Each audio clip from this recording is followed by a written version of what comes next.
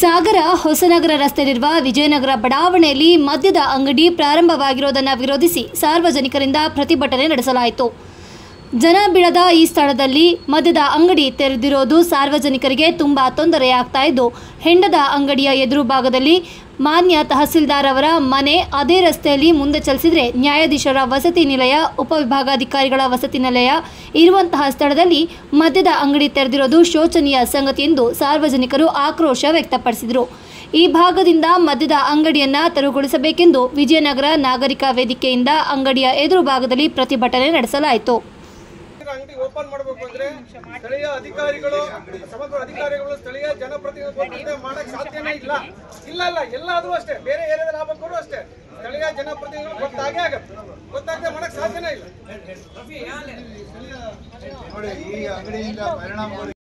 ಅವ್ರಿಗೆ ಮೊರಾಲಿಟಿ ಇಲ್ವಾ? ಅವ್ರು ಯಾಕೆ ನಮ್ಮ ನೋವನ್ನು ಅರ್ಥ ಮಾಡ್ಕೊಳ್ತಾ ಇಲ್ಲ? ಯಾಕೆ ಇಲ್ಲಿ ತಂದು ಹಾಕೊಂಡಿದ್ದಾರೆ ಅವರು? ನಮ್ಗೆ ಇಲ್ಲಿ ಬೇಡ. ಹೆಂಡ ಸರಾಯಿ ಸವಾಸ, ಹೆಂಡ ಸರಾಯಿ ಸವಾಸ,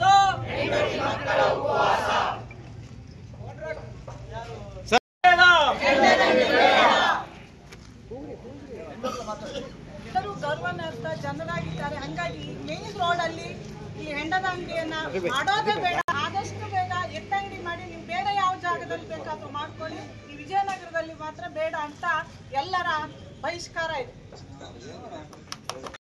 ಇಲ್ಲಿ ಲೈಸೆನ್ಸ್ ಕೊಡ್ತೀನಿ ಅಂತ ಹೇಳಿದ್ರು, ಆದ್ರೆ ನಮ್ಮ ಮಾನ್ಯ ಮಾಜಿ ಶಾಸಕರಾದ ಹಾಲಪ್ಪನವರು ಅದನ್ನು ವಾಪಸ್ ಅಂದ್ರೆ ಇದನ್ನ ಬೇಡ ಅಂತಾನೆ ನಿರ್ಧಾರ ಮಾಡಿದ್ರು. ಆದ್ರೆ ಈಗಿನ ಶಾಸಕರಿಗೆ ಮನವಿ ಮಾಡ್ತಾ ಇದ್ದೀವಿ, ನಾವಿಲ್ಲಿ ವಾಸಿಸ್ತಕ್ಕಂಥದ್ದು ತುಂಬಾ ಪ್ರತಿಷ್ಠಿತವಾದ ಸ್ಥಳ ಆಗಿರ್ತಕ್ಕಂಥದ್ದು.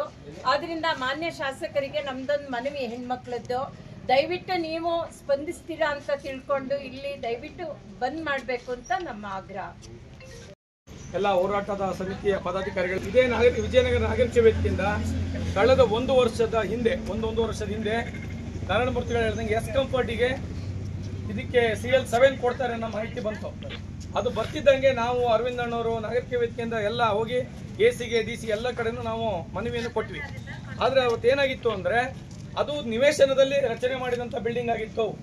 ಅದೊಂದು ಕಾರಣಕ್ಕೆ ಅಲ್ಲಿ ಕೊಡಕ್ಕೆ ಬರಲ್ಲ ಅನ್ನೋ ಕಾರಣಕ್ಕೆ ಅದು ನಮ್ಮೆಲ್ಲರ ಹೋರಾಟ ಪ್ರತಿಭಟನೆ ನಿಂತಿತ್ತು. ಇದು ಏಕಾಏಕಿಯಾಗಿ ರಾತ್ರಿ ಹೊತ್ತಲ್ಲೇ ಪ್ರಾರಂಭ ಮಾಡ್ಕೊಂಡಿದ್ದಾರೆ. ಇದು ನಾವು ಮೊನ್ನೆ ಮಾಹಿತಿ ತೆಗೆದು ನೋಡಿದಾಗ ಇದು ಯಾವ ಶಾಸಕರ ಗಮನಕ್ಕೂ ಬಂದಿಲ್ಲ. ಯಾಕಂದ್ರೆ ಶಾಸಕರದ್ದು ಸಹಿತ ಅಲ್ಲೇನು ರೆಕಮೆಂಡೇಶನ್ ಲೆಟರ್ ಇಲ್ಲ. ಮತ್ತೆ ಮಳಿಗೆ ಇದನ್ನು ತೆಗೆದು ನೋಡಿದ ನಗರಸಭೆಯಲ್ಲಿ ಇದು ನಿವೇಶನ ಅಂತಾನೆ ಇದೆ ಇವತ್ತಿಗೂ. ಇದು ಬಿಲ್ಡಿಂಗ್ ಲೈಸೆನ್ಸ್ ತಗೊಂಡು ಅವ್ರೇನು ಕಮರ್ಷಿಯಲ್ ಆಗಿ ಏನು ಕಟ್ಟಿಲ್ಲ. ಇದನ್ನ ಕೊನೆ ಅದನ್ನು ನಾವು ಮಾಹಿತಿ ಹಾಕಲ್ಲಿ ನಾಗರಿಕ ವೇದಿಕೆಯಿಂದ ಕೇಳಿದ್ವಿ, ಇಲ್ಲಿ ಅಬಕಾರಿ ಇಲಾಖೆಯಲ್ಲಿ ಪಾಪ ಸ್ಪಂದಿಸಿ ಕೊಟ್ಟರು. ಅವ್ರು ಹೇಳೋದೇನಂತ ಅಂದರೆ, ನೋಡಿ ಗಣೇಶಣ್ಣವ್ರು ಹೇಳಿದ್ರು, ನಾವು ಅಲ್ಲೆಲ್ಲ ಸಂಪೂರ್ಣ ಕಡತವನ್ನು ನೋಡಿದಾಗ ನಗರಸಭೆಗೂ ಸಹಿತ ಇದು ಲೈಸೆನ್ಸ್ ಕೇಳ ಅಂತ ಟ್ರೇಡ್ ಲೈಸೆನ್ಸ್ ತಗೋಬೇಕು ಅನ್ನೋದು ಇಲ್ವೇ ಇಲ್ಲ ಎಣ್ಣೆ ಅಂಗಡಿಗೆ.